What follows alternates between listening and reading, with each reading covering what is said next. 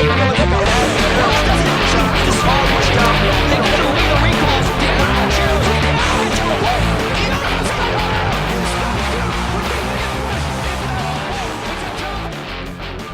League Esports fans. We're back with another episode of the No FFs Podcast. A podcast where we hit it hard, we hit it fast, and we don't give any Fs about anyone. As you can see, if you're watching the YouTube, I've got my cowboy hat on. I got my shiny clown nose. You know what time it is. It is clown fiesta time, and that means only one region. Got my Immortals Season 1 jersey on. It is the LCS that we're going to be talking about today. So, it's been a while since we talked about the LCS. We skipped a week to talk about the LCK and what was going on with SKT, and we're going into week 2, so we're taking a step back. We're going to pump out a bunch of content in the next little bit, so follow along for the ride.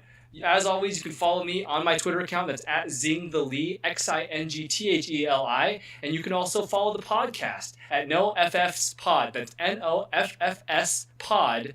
That's where you'll find all the details on when episodes drop. We got to go quick because I'm not wearing this for much longer. 15 minutes on the clock, and we dive into week 2. So, we got Fox versus TSM. Now, this actually turned into a TSM. TSM won this game, but we're in the Clown Fiesta episode, and this was a fiesta. I want you to take a quick look at Broken Blade here. Broken Blade he's been up and down. He's had some good moments, pop-off moments. He had some questionable calls. This is definitely questionable. So he's got a KD in his back pocket. Solo's got a lane pushing out. Jungler's nowhere near. Solo cannot come up to this wave. What is this ult? He just flat out, it's not like Solo moved, right? It's not like he used the Aatrox E to move and shift position and knock him up. Broken Blade misses this ult by at least half a Teemo, right? It's just not even close to the right direction. It's nowhere near where the wave is. Misses the ult. They eventually do not get the kill, and this is hilarious. This is Clown Fiesta time. Play the circus music. Where my circus music at? We gotta play the circus music. This is circus music. I can't play the whole clip because I don't think I have rights to it, but this is circus music time for the LCS. Broken Blade, what are you doing, man? Killing me. But actually, TSM actually won this game because at 11 minutes, this happens where they're contesting over Infernal Drake. Rush is in the Drake pit. The rest of his team's in the bottom side river. And he has a pink ward. And he decides, it's all right. I don't need a pink ward. They actually had Scuttle here, so the only thing that TSM could use to contest this Drake with was regular wards, and Rush is going to hang on to that. You always want to hang on to pink wards. If you're Lee Sin, keep one in your back pocket. He's going to hang on to it. Oh, he did. TSM get the Inferno. They outscale. They win the game. We're going on to the next game. Cloud9 versus Golden Guardians. Oh, we're in the top lane again. Here we got Haunter, right? So Haunter's playing Victor into Urgot. This is a semi-losing matchup, but Haunter's actually playing it pretty well. He's only down 5 CS. Problem is, both junglers are here. Lee for Golden Guardians is in the Tri-Bush, and Svenskar is in the River Bush.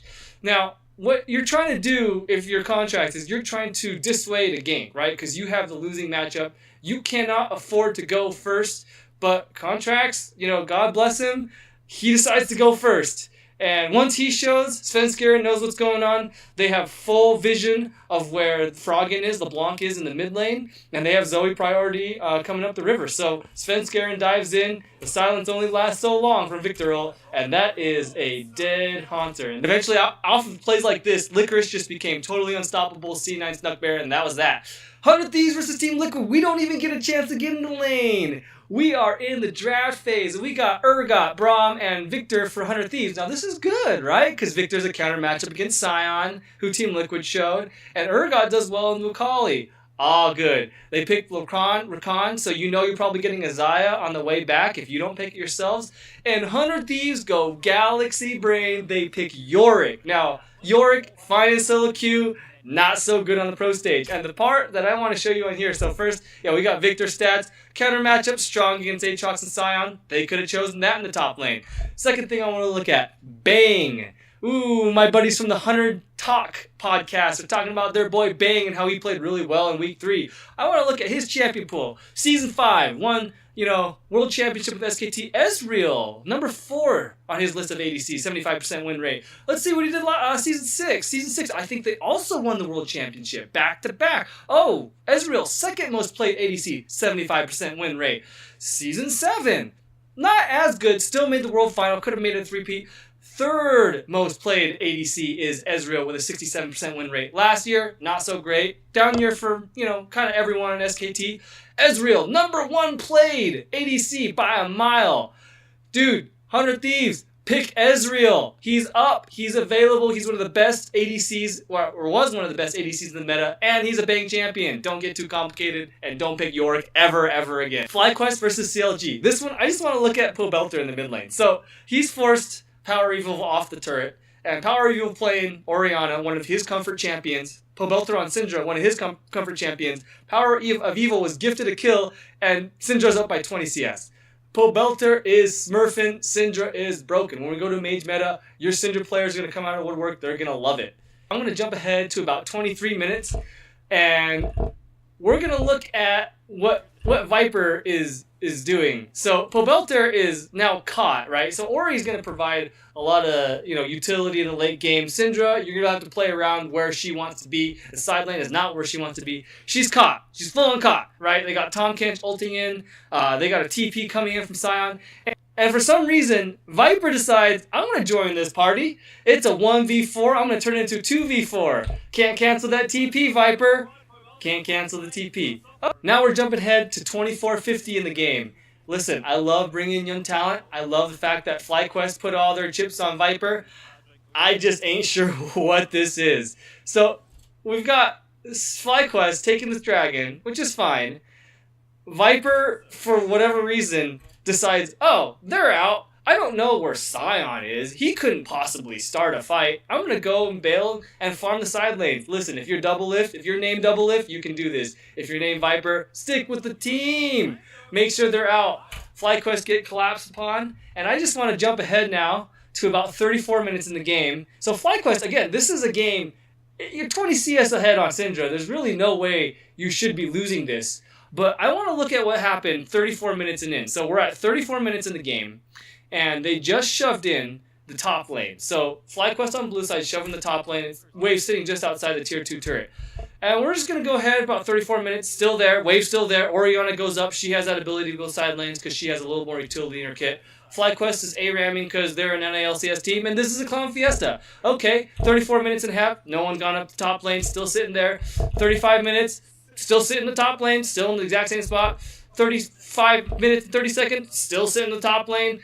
No one's gone up to touch it. FlyQuest have no idea what's going on up there.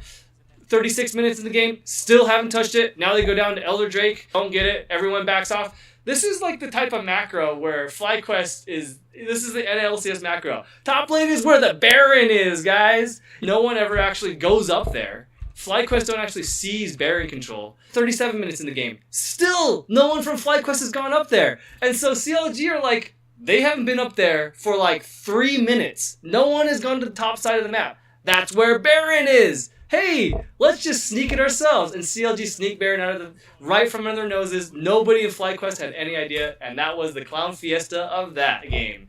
Next game, we got Lyra, Clutch versus Optic. Now, the Clutch League leaders, guys, didn't like this draft. I didn't think it was that bad. I liked seeing my Elise back in the jungle. I just want to look at some of the execution errors that Lyra made specifically in this play in the bot side river. He's trying to contest the scuttle. Dardoch actually gets it, which is fine. But then he goes in on Elise. So Dardoch gets it. Cocoon, it's fine. And then he turns into spider form and uses his execute. So Dardoch is at full HP.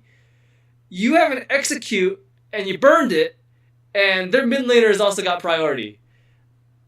Questionable play, right? Because Lee's got an execute too. You got to save that stuff. You can't just be burning that stuff unnecessarily. So now he's on the run, and he's got Vulcan, Tahm Kench, running up the river to save his butt.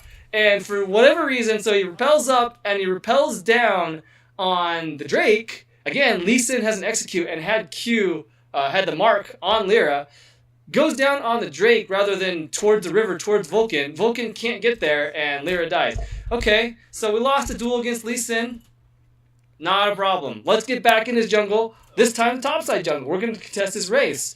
Again, like now he goes with Demonte, so at least they got part of that right. They did not expect Gate to be there. I thought that was a mistake. The support roam at 5 to 6 minutes. Now, this is a bit late, but that first recall roam where the support runs mid has become very, very common. And this is not something that you should expect not to happen, right? So he goes in, it turns into a 2 versus 3. Don't worry, we got Huni coming down. He'll save our butts. Uh-oh, Sion is in the house. Dokla runs down here, gets a triple kill. This game was over. Golden Guardians versus 100 Thieves. This is a heartbreaker, man, because you know what's coming up next.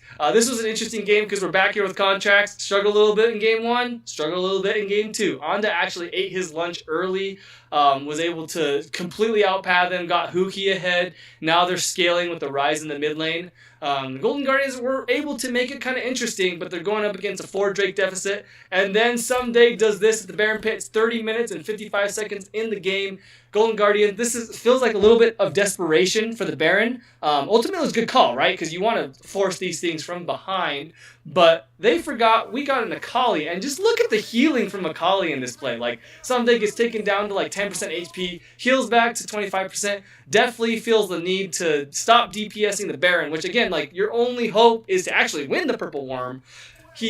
Someday ults back in, takes the second ult on Akali, kills Contracts, and then steals the Baron, or steals the Baron, kills Contracts. Anyway, this was a mess by Golden Guardians. 100 Thieves were probably ahead in this game anyway, and just cleaned up. Fox versus Optic. This is just sad. I gotta watch this. This is just sad. Optic made a nice play to collapse upon Rush. So Rush actually tracked Dardoch pretty well in the early game, and taking Kha'Zix into Rengar, if you can shut that Rengar down, your team's in a good position. Optic found a counterplay in the river, and this is just unlucky. You got Asta and Gate, and Gate is going to ult up on Tahm Kench, and right before Asta is able to get in, he goes. He's gone. Tahm Kench is gone.